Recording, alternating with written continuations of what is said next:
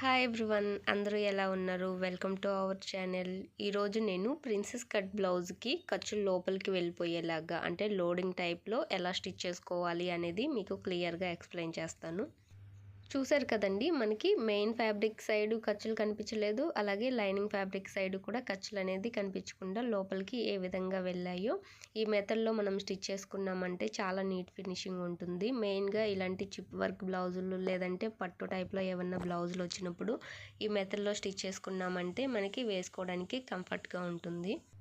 ఇక్కడ నేను front neck correct సైడ్కి టర్న్ చేసుకున్నాను. అంటే లైనింగ్ని మెయిన్ ఫ్యాబ్రిక్ పైన పెట్టేసుకొని స్టిచ్ వేసుకొని టాప్ స్టిచ్ అనేది వేసుకున్న తర్వాత ఈ ప్రాసెస్ అనేది చేసుకోవాల్సి ఉంటుంది. మనము ఈ ప్రిన్సెస్ కట్ బ్లౌజ్ని 2-3 వేస్లో స్టిచ్ చేసుకోవచ్చు. ఇది కూడా ఒక మెథడ్ అనమాట.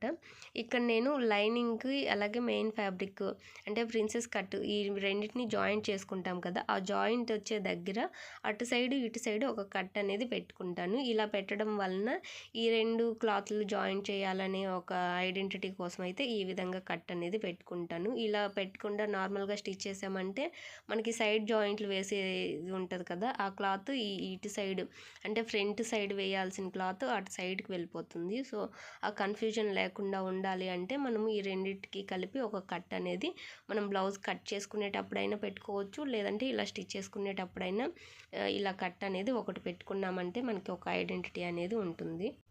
ఈ రెండు కలిపి స్టిచ్ చేసుకోవాలని మనకి ఈజీగా అర్థమవుతుంది. ఇక నేను నెక్ అనేది కరెక్ట్ సైడ్కి టర్న్ చేసిన తర్వాత ఓన్లీ నెక్ వరకే స్టిచ్ అనేది వేశాను.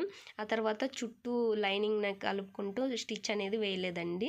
మనము ఇలా స్టిచ్ చేసుకున్న తర్వాత ఈ సైడ్ డాట్స్ లాగా వస్తుంది కదా ప్రిన్సెస్ కట్, అదనేది స్టిచ్ చేసుకున్న తర్వాతే మనం చుట్టూ లైనింగ్ అనేది జాయిన్ చేసుకోవాలి. సో అలా చేసుకుంటేనే మనకి ఖర్చులు అనేది పైకి కనిపించకుండా లోపలికి వెళ్తాయి.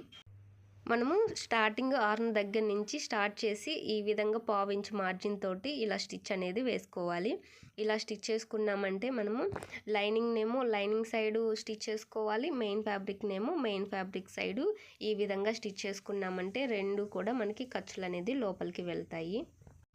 మనము లైనింగ్ క్లాత్ స్టిచ్ చేసేటప్పుడు లైనింగ్ క్లాత్ది స్టిచ్ అనేది లోపలికి ఉండేలాగా చూసి అడ్జస్ట్ చేసుకొని స్టిచ్ చేసుకోవాలి. మెయిన్ ఫ్యాబ్రిక్ సైడ్ స్టిచ్ చేసేటప్పుడు ఎలాగో మనం లోపల సైడే పెట్టేసి స్టిచ్ అనేది వేస్తాం కదా, ఆ విధంగా రెండు కూడా చూసుకొని స్టిచ్ అనేది వేసుకోవాలి. ఇలా మనము 2 సైడ్స్ ఈ విధంగా లోపలికి ఖర్చులు వెళ్ళిపోయే విధంగా స్టిచ్ చేసిన తర్వాత ఇక్కడ షోల్డర్ దగ్గర కూడా క్లాత్ అనేది కనిపించకుండా ఉండడం కోసం ఒక క్లాత్ అనేది ఈ విధంగా స్టిచ్ చేస్తున్నాను. ఫస్ట్ మనము విడ్త్ వచ్చేసి మనకు షోల్డర్ ఎంత విడ్త్ ఉందో దాన్ని బేస్ చేసుకొని విడ్త్ అనేది తీసుకోవాలి. నేను ఇక్కడ 3 ఇంచెస్ తీసుకుంటున్నాను, అలాగే లెంత్ వచ్చేసి 2 ఇంచెస్ తీసుకుంటున్నాను. ఈ విధంగా క్లాత్ అనేది రెడీ చేసుకున్న తర్వాత ఇప్పుడు ఈ పీస్ని షోల్డర్ దగ్గర నెక్ సైడ్ ఉంటుంది కదా, అక్కడ ఒక ఫ్రిల్ అనేది పెట్టుకోవాలి. అంటే కొంచెం క్లాత్ అనేది ఫోల్డ్ చేసుకొని స్టిచ్ అనేది వేసుకోవాలి. ఇలా ఫోల్డ్ చేసుకున్నామంటే మనకు ఖర్చులు కనిపించకుండా ఉంటుంది. సో ఈ విధంగా ఫోల్డ్ చేసిన తర్వాత మనం స్టిచ్ అనేది వేసుకోవాలి. ఫస్ట్ ఒక సైడ్ స్టిచ్ చేసిన తర్వాత మళ్ళీ ఇంకొక సైడ్ కూడా ఇలానే ఫోల్డ్ చేసుకొని స్టిచ్ అనేది వేసుకొని ఎక్స్ట్రా ఉన్న క్లాత్ అనేది కట్ చేసుకున్నామంటే మనకి షోల్డర్ దగ్గర కూడా క్లాత్ అనేది కనిపించకుండా నీట్ ఫినిషింగ్ అనేది ఉంటుంది. ఇక్కడ మీకు చూస్తే క్లియర్గా అర్థమవుతుంది. సో ఇలా కూడా మనం స్టిచ్ చేసుకోవచ్చు. బిగినర్స్కి అయితే ఇది కొంచెం ఈజీగా ఉంటుంది. ఇదొక మెథడ్. మనము ఇంకొక మెథడ్లో కూడా ఈ షోల్డర్ దగ్గర ఖర్చులు కనిపించకుండా లోడింగ్ టైప్లో స్టిచ్ అనేది వేసుకోవచ్చండి. ఈ ప్రాసెస్లో స్టిచ్ చేసుకున్నామంటే షోల్డర్ దగ్గర అలాగే ఫ్రంట్ పార్ట్ ఖర్చులు కనిపించకుండా నీట్ ఫినిషింగ్ ఉంటుంది. నెక్స్ట్ వీడియోలో ఈ బ్లౌజ్కి సైడ్ హుక్స్ ఎలా స్టిచ్ చేసుకోవాలి, అలాగే హ్యాండ్స్ ఇంకా సైడ్ జాయింట్లు ఖర్చులు కనిపించకుండా ఎలా స్టిచ్ చేసుకోవాలి అనేది అప్లోడ్ చేస్తాను. ఇంట్రెస్ట్ ఉంటే మన ఛానల్ సబ్స్క్రైబ్ చేసుకోండి. Thank you so much for watching.